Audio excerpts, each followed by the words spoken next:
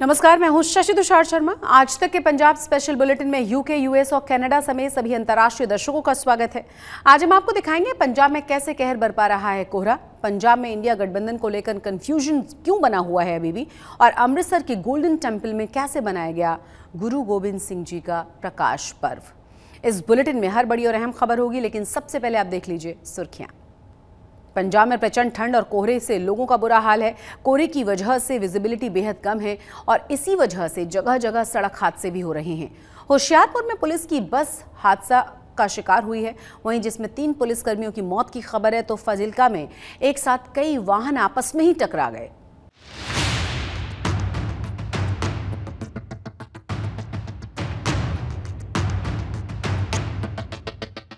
पूरा पंजाब कोहरे की जद में है और कोहरा कहर बरपा रहा है। हालात ये हैं कि कई जगहों पर विजिबिलिटी शून्य हो गई है, यानी सब कुछ थम सा गया है। ऐसे में लापरवाही हादसों को न्योता दे रही है। ये तस्वीरें होशियारपुर की हैं। यहाँ पठानकोट हाईवे पर खड़े ट्रॉले से पुलिस की बस टकरा गई। टक्कर इतनी जोरदार थी कि बस का आगे का हिस्सा ट्रॉले में घुस गया। इस हादसे में बस में सवार महिला कांस्टेबल समेत 3 पुलिसकर्मियों की दर्दनाक मौत हो गई, जबकि 15 पुलिसकर्मी घायल हैं। बताया जा रहा है कि हादसे के वक्त बस में सवार सभी पुलिसकर्मी सो रहे थे और बस रॉन्ग साइड से चल रही थी। बंदा गया पुलिस वाला गुरुद्वारा साहब, तो बंदे बुला के लिया, देखा काफी सट्टा लगिया बंदे बहुत ज्यादा। फिर मैं गुरुद्वारा साहब ग्रंथ की ड्यूटी करी थी, मैं तो चल गया अरदास करने, बंदे से लगे। इतने तो कानून इन्ना माड़ा, कोई JCB नहीं, इतने कोई ट्रेन नहीं आई, कितना बंदे सहक मरन डे आ। फिर हादसे की सूचना के बाद स्थानीय पुलिस मौके पर पहुंची और घायल पुलिसकर्मियों को बस से निकालकर अस्पताल में भर्ती कराया। ड्राइवर फोर्स लैके जलंधर ਤੋਂ DAP ਤੋਂ ਲੈ ਕੇ ਆ ਰਿਹਾ ਸੀਗਾ ਜੀ ਸਮਾਨ। ਉਹ ਅਚਾਨਕ ਇੱਥੇ ਟਰਾਲਾ ਖੜਾ ਸੀਗਾ ਰੋਡ ਤੇ, ਉਹਦੇ ਵਿੱਚ ਵੱਜ ਗਈ ਆ।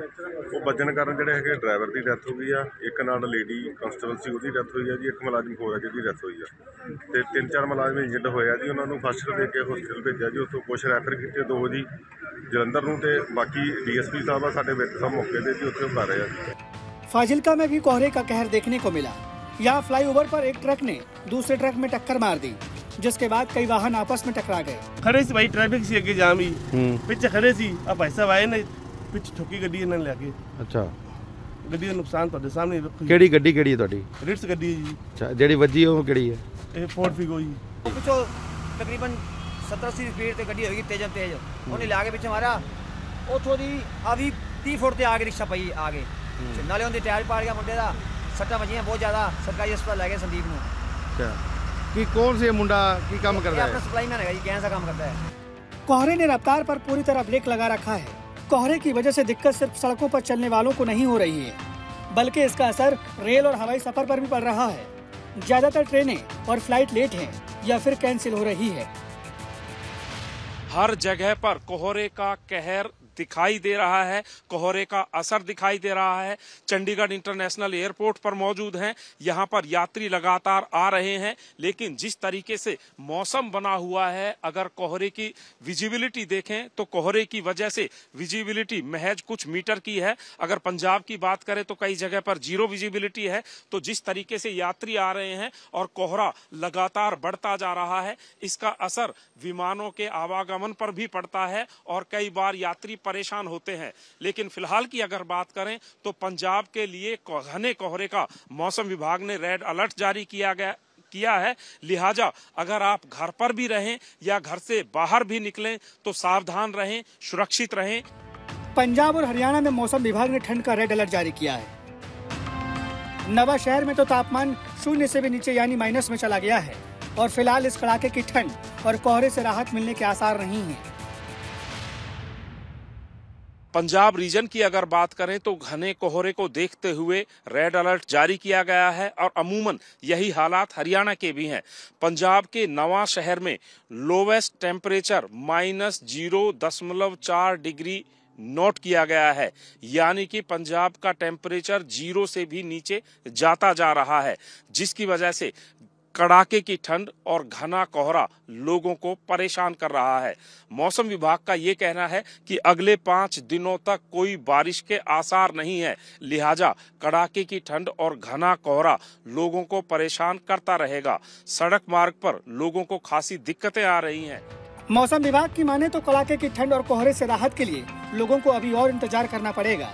लिहाजा सावधानी और सतर्कता के साथ इस सर्द मौसम का सामना करें, यातायात के नियमों का पालन करें, क्योंकि सावधानी ही इस घने कोहरे और कड़ाके की ठंड में सुरक्षा की गारंटी है। चंडीगढ़ से सत्येंद्र चौहान, होशियारपुर से सुनील लाखा और फाजिल्का से सुरेंद्र गोयल के साथ आज तक ब्यूरो। और अब बात करते हैं पंजाब में बचे हुए सियासी घमासान की, क्योंकि लोकसभा चुनाव हैं बहुत नजदीक और अभी तक पंजाब में गठबंधन को लेकर बड़ी कंफ्यूजन बनी हुई है। चंडीगढ़ के मेयर चुनाव में गठबंधन के बाद लग ये रहा था कि आम आदमी पार्टी और कांग्रेस के बीच बातचीत बन जाएगी, लेकिन अब भगवंत मान के एक बयान ने एक बार फिर से इस पर सस्पेंस बढ़ा दिया है।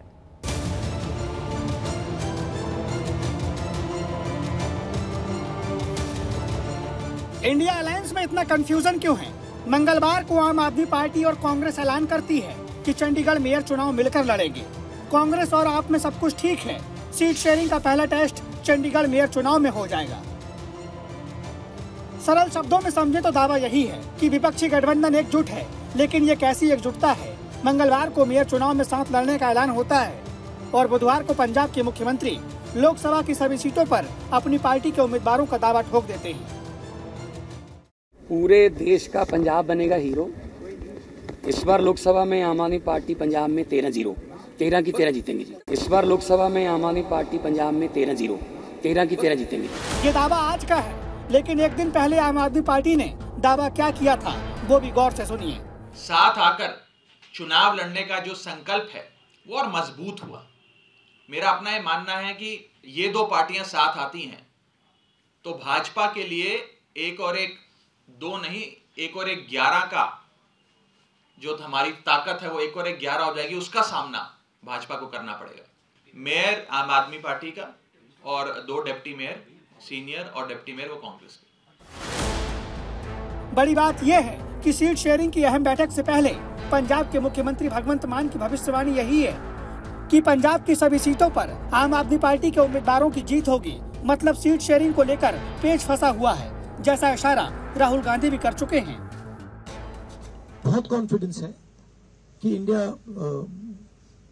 इंडिया अलायंस में ऐसी छोटी छोटी प्रॉब्लम्स हैं, ये सब रिजॉल्व हो जाएंगी और हम एक साथ मिलकर बीजेपी के खिलाफ चुनाव लड़ेंगे और उनको हराएंगे। पंजाब में सीट शेयरिंग का फॉर्मूला क्या होगा? सवाल बड़ा है, क्योंकि कांग्रेस को पंजाब के साथ साथ दिल्ली और गुजरात में भी सीट शेयरिंग पर आम आदमी पार्टी को राजी करना होगा। मतलब गठबंधन की राह आसान नहीं होने वाली है। आज तक ब्यूरो। अब तक पंजाब कांग्रेस के ज्यादातर नेता आम आदमी पार्टी से गठबंधन के खिलाफ हैं, लेकिन कांग्रेस के सांसद रवनीत सिंह बिट्टू गठबंधन के पक्ष में नजर आ रहे हैं। अब बदले सियासी माहौल में गठबंधन की कितनी संभावना है, इस पर रवनीत बिट्टू से खास बातचीत की है आज तक संवाददाता कमलजीत ने। 2024 के चुनाव सर पर हैं, लेकिन लुधियाना में इस वक्त क्या हो रहा है? हमारे साथ हैं member of parliament Ravneet Bittu. सीधा उन्हीं से बात करते हैं। सर, पहले तो अलायंस की बात चल रही है, तो उस बीच में ऐसा भी बोला जा रहा है कि 7 सीटें आम आदमी पार्टी को है और 6 कांग्रेस लड़ेगी, लेकिन उस पर बाद में आएंगे। लेकिन लुधियाना से आपका लड़ना तय है या आप कहीं और, क्योंकि आप इससे पहले आनंदपुर साहिब और बाकी जगह भी लड़ चुके हैं, तो रवनीत बिट्टू कहाँ से लड़ेंगे? पहले तक कमल जी मैं थोड़ा आपका खास तौर पे लुधियाना, क्योंकि ये ठंड का मौसम है और यहाँ से हौजरी वूलन का हब है, तो मैं ज़रूर आपको, आप शॉपिंग करके ज़रूर लुधियाना में हौजरी की जाएं और इससे ठंड है जो आपकी दूर होगी और हमारी लुधियाना के फैक्ट्री वालों की सेल हो जाएगी। हाँ, जहाँ तक आपने लुधियाना का इलेक्शन लड़ने की बात की है, तो बिल्कुल, क्योंकि पहली बार मैं आनंदपुर साहब से लड़ा था, लेकिन उसके बाद जो मेरे ग्रैंडफादर या मेरा होम डिस्ट्रिक्ट है वो लुधियाना है, तो फिर अब 2 इलेक्शनें 14 और 19 की यहाँ लड़ी हैं। तो मैंने तो हाई कमांड को जो रिक्वेस्ट की है यही की है भी मैं अगर इलेक्शन लड़ूंगा तो लुधियाना से लड़ूंगा, नहीं लड़ूंगा कहीं से भी। दूसरी चीज, अलायंस से कितना फर्क पड़ जाएगा? आज आपने राघव चड्ढा को सुना होगा और कहा है कि इंडिया अलायंस की जो पहली इलेक्शन है वो चंडीगढ़ मेयर के लिए लड़ी जा रही है। किस तरह से देखते हैं? देखो जी, एक चीज तो माननी पड़ेगी, एक दो चीजें हैं, एक नीचे वर्कर की बात है, एक ऊपर प्राइम मिनिस्टर बनाने की बात है। अलायंस की जो अगर बात करें तो वहां मैं उस पार्लियामेंट में भी बैठता हूं और फ्लोर लीडर भी हूं जहां पे हमें इंडिया अलायंस और इकट्ठे वहां पे, क्योंकि इतनी बड़ी मेजॉरिटी है बीजेपी की, एनडीए की, मोदी साहब की, तो उसको देखते हुए वहां पे हमें एक प्रोग्राम बनाना पड़ता है ऑपोजिशन पार्टियों को। लेकिन अगर मैं पंजाब की बात करूं, यहां जो वर्कर सोचता है, वर्कर की मैं बात करूं, अब तो बिल्कुल इलेक्शन पास आ गई है, वो हमें रोज ये बात बोलता है भाई बिल्कुल भी अलायंस नहीं होना चाहिए। अगर अलायंस होगा तो इसका कांग्रेस पार्टी को नुकसान होगा। सीधी स्पष्ट ये बात है, क्योंकि बहुत कुछ ऐसी बातें बोल के आम आदमी ने सरकार बनाई और उसके बाद बहुत ज्यादा मिसयूज विजिलेंस को किया है। ये जो अब ऐसा लग रहा है कि अलायंस जो हो रही है फिर नहीं हो रही है, और ये दोनों अलायंस की बात है क्योंकि आम आदमी पार्टी है और कांग्रेस की बात हो रही है, तो वहीं पे अकाली दल और बीजेपी की बात हो रही है और दो ही अलायंस कभी दिखते बनती हैं, कभी दिखते नहीं बनती हैं। तो क्या लग रहा है कि खिचड़ी सी बन जाएगी पंजाब में 13 सीटों में, कि आपको लग रहा है कि ये क्योंकि पिछली बार अगर हम देखा जाए तो आप लोगों को कांग्रेस को बहुमत आई थी, 8 सीटें जीते थे आप। देखो, ये मानना पड़ेगा भी यहाँ पे कांग्रेस, आम आदमी पार्टी, बीजेपी और अकाली दल, मैं ये नहीं कहूंगा भाई कोई किसी से छोटी पार्टी है या बड़ी पार्टी है। कांग्रेस के पिछली बार सबसे ज्यादा एमपी थे, इसमें मोदी वेव में, चाहे वो पिछली बार थी चाहे उससे पिछली बार थी, यहां कांग्रेस पार्टी को जीत मिली क्योंकि बीजेपी एक जब किसान एजिटेशन चला, और पंजाब में कोई ऐसा नहीं है आप सोचें भी हिंदू, सिख, मुस्लिम, ईसाई ये अलग अलग हैं, बिल्कुल जुड़े हुए हैं। जो खेत में किसान उगाता है वही शहर में अपने आड़ती के पास बेचता है। गांव में किसान की, जहां गरीब मजदूर की बेटी की शादी है तो वो सब सामान शहर से ही लेता है, तो एक दूसरे से मिलके चलते हैं। अब रवनीत सिंह बिट्टू के बयानों से साफ लग रहा है कि पंजाब में आम आदमी पार्टी और कांग्रेस के गठबंधन की संभावनाएं बड़ी कम हैं और उधर पंजाब कांग्रेस के दूसरे नेता भी लगातार आम आदमी पार्टी पर हमलावर हैं। सुखपाल खेहरा के जेल से बाहर आने के बाद कांग्रेस के नेताओं ने एक प्रेस कॉन्फ्रेंस की थी जिसमें सीएम भगवंत मान से लेकर अरविंद केजरीवाल तक पर जमकर निशाना साधा गया। एमएलए बनाया लोगों ने, मैनू लीडर ऑफ ऑपोजिशन बनाया लोगों ने, असं स्मगलर लगते हैं यार। स्टेजा तो केजरीवाल वर्गा आदमी मैनू कहे कि हमने एक बहुत बड़ा स्मगलर पकड़ लिया है, उन्हें शर्म होनी चाहिए सी गल करन तो पहला। I was his leader of opposition, he appointed me leader of opposition, and जरा केस में आज भुगत रहा है उसे करके क्योंकि मैं तगड़े होकर लड़ाई दी बतौर लीडर ऑफ ऑपोजिशन, तो सानू स्मगलर बनाता यार। केजरीवाल साहब तुसी कह रहे ना कि मोदी साडा धक्का कर रहा, ईडी, सीबीआई, इनकम टैक्स कर रहा, मैं कह रहा कर रहा, पर तुसी पंजाब दे विच घट कित्थे कर रहे हो? ਉਹੀ ਤੰਤਰ ਤੁਸੀਂ ਪੰਜਾਬ ਦੀ ਪੁਲਿਸ ਤੇ ਵਿਜੀਲੈਂਸ ਤੋਂ ਤੁਸੀਂ ਚੱਕ ਕੇ ਆਪਣੇ ਓਪੋਨੈਂਟਸ ਨੂੰ ਚੁਣ ਕੇ ਤੁਹਾਡੇ ਬੰਦੇ ਦੇ ਖਿਲਾਫ ਕਿਸੇ ਦੇ ਖਿਲਾਫ ਕੋਈ ਇਨਕੁਆਇਰੀ ਨਹੀਂ। सियासत करना ਹੁਣ क्राइम हो गया और पंजाब ਦੇ ਨਾਲ ਸਾਰੀਆਂ मैं समझदा है कि ਸਾਰੀਆਂ ਲਿਮਟਾਂ ਹੀ क्रॉस कर गया पंजाब। ਸਾਨੂੰ ਇਹ ਉਮੀਦ नहीं सी ਮੁੱਖ ਮੰਤਰੀ पंजाब ਤੋਂ और इस बदलाव ਦੀ सरकार ਤੋਂ, पर ਇਹ ਥੋੜੀ ਹੈ ਯਾਰ ਕਿਸੇ ਤੇ ਤੁਸੀਂ ਡਰੱਗਸ ਦਾ ਕੇਸ ਹੀ ਪਾ ਦਿਓ। मेरा 100% कट्टर दुश्मन होएगा ओरे ते ड्रग्स का केस, मैं समझदा कि फिर मैनू गुरु महाराज ने कभी माफ ही नहीं करना। संगरूर के रहने वाले हरदीप सिंह को 13 जनवरी को दिल्ली में सेना मेडल मिला था। इसके बाद वो पहली बार अपने गांव पहुंचे तो उनका हुआ भव्य स्वागत। दरअसल 5 अक्टूबर 2022 को अरुणाचल प्रदेश में सेना का एक हेलीकॉप्टर हादसे का शिकार हो गया था। तब सेना नायक हरदीप सिंह ने अपनी बहादुरी से 2 पायलट्स की जान बचाई थी।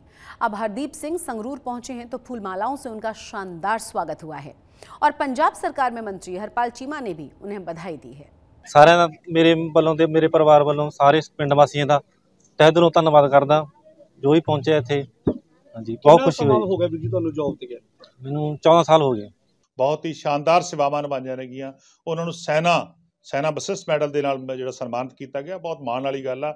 ਮੈਂ ਇੱਥੋਂ ਪਤਾ ਲੱਗਦਾ ਗਾ ਕਿ ਸਾਡੇ ਜਿਹੜੇ ਸਾਡੇ ਇਲਾਕੇ ਦੇ ਬੱਚੇ ਨੇ ਜਾਂ ਪੰਜਾਬ ਦੇ ਬੱਚੇ ਨੇਗੇ, ਉਹ ਸੈਂਟਰ ਦੇ ਵਿੱਚ ਕੇਂਦਰੀ ਸਰਵਿਸ ਦੇ ਅੰਦਰ ਜਾਂ ਮਿਲਟਰੀ ਦੇ ਅੰਦਰ, ਫੌਜ ਦੇ ਅੰਦਰ ਕਿਸ ਤਰ੍ਹਾਂ ਦੀ ਆਪਣੀ ਭੂਮਿਕਾ ਨਿਭਾਉਂਦੇ ਨੇਗੇ। ਸੋ ਮੈਂ ਸਮਝਦਾ ਪੰਜਾਬ ਨੇ ਹਮੇਸ਼ਾ ਹੀ ਮੋਹਰੀ ਰੋਲ ਅਦਾ ਕੀਤਾ। ਜਦੋਂ ਵੀ ਕਿਤੇ ਸਰਹੱਦ ਦੇ ਉੱਤੇ ਲੋੜ ਪਈ ਆ, ਪੰਜਾਬ ਦੇ ਨੌਜਵਾਨਾਂ ਨੇ ਆਪਣੀ ਜਾਨ ਦੀ ਪਰਵਾਹ ਨਾ ਕੀਤਿਆਂ ਜਿਹੜੀ ਹੈਗੀ ਆ ਉਹ ਸਟੇਟ ਦੀ ਜਾਂ ਸਾਡੇ ਸੈਂਟਰ ਦੀ ਜਾਂ ਸਾਡੇ ਦੇਸ਼ ਦੀ ਜਿਹੜੀ ਆ ਉਹ ਰੱਖਿਆ। ਇਹ ਜਿਹੜਾ ਇਹਨੂੰ ਸੈਨਾ ਮੈਡਲ ਮਿਲਿਆ ਬੱਚੇ ਨੂੰ, ਇਹ ਬਹੁਤ ਵਧੀਆ ਪ੍ਰਾਪਤੀ ਹੈ। ਇਹ ਤੋਂ ਇੱਕ ਪ੍ਰੇਰਨਾ ਸਾਡੇ ਪਿੰਡ ਦੇ ਵਿੱਚ, ਇੱਥੇ ਖਨਾਲ ਦੇ ਵਿੱਚ ਬਹੁਤ ਆਰਮੀ 'ਚ ਬੰਦੇ ਹੈਗੇ ਨੇ, ਇਹਨਾਂ ਨੂੰ ਕੁਝ ਸਿੱਖਣ ਨੂੰ ਮਿਲੂਗਾ ਇਹਦੇ ਤੋਂ ਵੀ ਵੱਧ ਤੋਂ ਵੱਧ ਦੇਸ਼ ਵਾਸਤੇ ਕੁਰਬਾਨੀ ਦੇਣ ਲਈ ਤਿਆਰ ਰਹਿਣਗੇ ਬੱਚੇ। ਪ੍ਰੇਰਨਾ ਸਰੋਤ ਹੈ ਜੀ ਕਿ ਅੱਗੇ ਵਾਸਤੇ ਹਰੇਕ ਜਿਹੜਾ ਆਰਮੀ ਦੇ ਵਿੱਚ ਸਾਡੇ ਪਿੰਡ ਦਾ ਜਾਂ ਦੂਸਰੇ ਵੀ ਕੋਈ ਬੱਚੇ ਨੇ, ਇਹ ਵੀ ਕੁਝ ਸਿੱਖਣਗੇ ਵੀ ਆਪਣੀ ਦੇਸ਼ ਵਾਸਤੇ ਜਾਨ ਕੁਰਬਾਨ ਕਰਨ वास्ते तैयार रहने का एक जज्बा जिहड़ा उन्हां दे विच प्राप्त होगा। और अब बात करेंगे प्रकाश पर्व की। सिखों के 10वें गुरु गुरु गोविंद सिंह जी का 357वां प्रकाश पर्व मनाया जा रहा है। इस खास मौके पर गुरुद्वारों में भव्य आयोजन किए गए। अमृतसर में बड़ी तादाद में श्रद्धालु भी हरमिंदर साहिब में अरदास के लिए पहुंचे, तो दिल्ली में भी तमाम गुरुद्वारों में श्रद्धालुओं की भीड़ उमड़ी।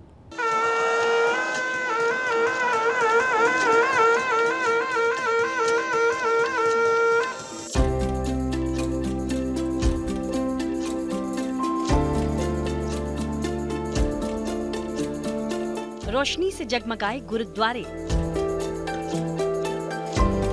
फूलों से सजी गुरु की पालकी, ढोल नगाड़ों से गूंज रहा अमृतसर का आसमान। देश भर में श्री गुरु गोविंद सिंह की 357वीं जयंती का उत्सव धूमधाम से मनाया जा रहा है। सिखों के 10वें गुरु गोविंद सिंह का जन्मदिन प्रकाश पर्व के तौर पर मनाया जाता है। इस अवसर पर देश ही नहीं दुनिया भर में गुरुद्वारे रोशनी में जगमगा रहे हैं, फूलों से महक रहे हैं। श्री गुरु गोविंद सिंह ही जी वो ही गुरु थे, सिखों के 10वें गुरु थे, जिन्होंने खालसा पंथ की शुरुआत की और श्री गुरु ग्रंथ साहिब को पूरा किया। और उन्होंने उसके बाद बताया कि 10वें गुरु के बाद सिर्फ गुरु ग्रंथ साहिब को ही पूजा जाएगा, उन्हें ही सिखों का गुरु माना जाएगा। और आज के दिन सभी जो सिख धर्म को मानने वाले लोग हैं वो गुरुद्वारों में आके आराधना करते हैं, संकीर्तन करते हैं। आज ही के दिन विशेष प्रकार के लंगर भी लगाए जाते हैं। गुरुद्वारे में आज के दिन काफ़ी भीड़ देखने को मिलती है। सुबह से ही लोग जो है वो घरों में अपनी अरदास करने के बाद, कड़ा प्रसाद ग्रहण करने के बाद गुरुद्वारे में आते हैं, कीर्तन सुनते हैं और अपने गुरु के दिखाए हुए रास्ते में चलने के लिए आगे प्रार्थना करते हैं।